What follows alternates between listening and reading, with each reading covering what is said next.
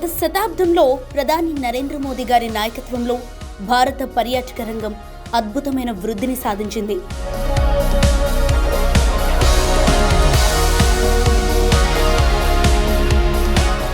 స్వదేశీ దర్శన్ పథకం ద్వారా 110కి పైగా ప్రాజెక్టులను అభివృద్ధి చేసి రామాయణ, బౌద్ధ, కోస్తా మరియు గిరిజన సంస్కృతిని ప్రపంచానికి పరిచయం చేశారు.